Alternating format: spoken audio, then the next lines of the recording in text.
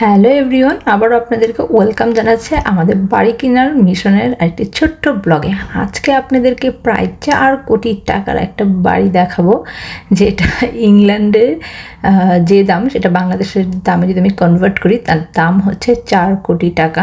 এবং তার সাথে আমাদের বাড়ি কেনার জন্য কি কি প্রসেসের মধ্যে দিয়ে যেতে হচ্ছে সেগুলো আপনাদের শেয়ার করব।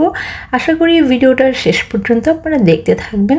তো আজকে আমরা একটা বাড়ি দেখতে যাচ্ছি, সেটা আমরা যেখানে থাকি সেখান থেকে মোটামুটি একটু কাছেই। তো এই হচ্ছে সেই বাড়ি। আজকের বাড়িটার ভিতরে আমি ভিডিও করতে পেরেছি কারণ এখানে কেউ থাকে না। এটার নতুন করে রিনোভেশন করা হয়েছে। এটা হচ্ছে লিভিং রুম, মানে যেখানে গেস্টরা আসে বসবে, টিভি রুম সেটা। তো এখানে ফুললি তারা রিনোভেশন করেছে এবং তার সামনেই আর একটু গেলেই এখানে একটা স্টেয়ার আছে উপরে ওঠার। আর এখানে কিচেনটা আমার খুবই ভালো লেগেছে, একদম ফুললি রিনোভেটেড এবং সব কিছু একদম নতুনভাবে করা। তো যার কারণে কিচেনটা আমার কাছে ভালো লেগেছে। বাট বাসাটা মোটামুটি একটু ছোট সাইজের, 3টা বেডরুমের বাসা আপনারা দেখতে পারবেন উপরতলায় যখন আমি যাব।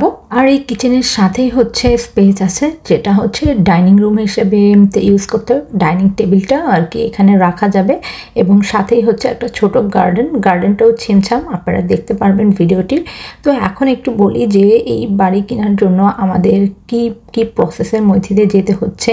এখানে বাড়ি কিনা কিন্তু এমন না যে চাইলাম আর কিনতে পারলাম, কারণ বাড়ির দাম আপনারা বুঝতেই পারলেন যে আসলে কেমন দাম, এরকমই আর কি। যদিও কিন্তু এত বড় কোনো বাড়ি না, তারপরও প্রাইসটা এরকমই মিনিমাম আর কি হয়ে থাকে। তো এখানে অবশ্যই আপনাকে মর্টগেজের মাধ্যমেই বাড়ি কিনতে হবে যদি আপনার কাছে নগদ টাকা না থাকে। এবং মর্টগেজটাও আপনি কতটুকু পাবেন সেটা আপনার ব্যাংকের মাধ্যমে আর কি জানতে হয়। এখানে মর্টগেজের যারা দিবে সেই কোম্পানিগুলো ডিফারেন্ট থাকে। তারা আপনার ইনকামটা দেখবে, আপনি কত ইনকাম করেন সেগুলো দেখে, আপনার ব্যাংক ব্যালেন্স দেখে তারপর তারা আপনাকে একটা অ্যামাউন্ট আর কি প্রসেস করবে আর কি, যে এই অ্যামাউন্টটুকু ম্যাক্সিমাম যে আপনি মর্টগেজ নিতে পারবেন। তারপরে সেই মর্টগেজের টাকাটা আপনি কত বছরে দিবেন সেটা আপনার উপরে, পুরোটাই আপনার ইনকামের উপর ডিপেন্ড করবে যে আপনি কত টাকা মর্টগেজ আপনি চালাতে পারবেন। সেটা 25 বছর হতে পারে, 30 বছর হতে পারে। এবং আপনি যদি এরকম হয় যে আপনার কাছে বেশ কিছু টাকা এসেছে, আপনি মর্টগেজের টাকাটা দিয়ে দিতে পারবেন, সেটাও কিন্তু আপনি দিয়ে দিতে পারবেন।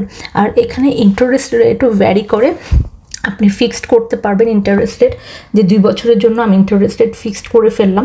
এখন ইন্টারেস্ট রেট একটু হাই, এখন 5 পয়েন্ট সামথিংয়ের মতো আছে।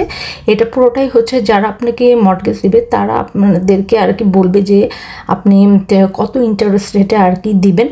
তো আপাতত এই প্রসেসের মাধ্যমেই আমাদেরকে যেতে হচ্ছে। তো আমরা তো মাত্র স্টার্ট করেছি, দেখা যাক আমাদের প্রসেস কোথায় যায় শেষ হয়।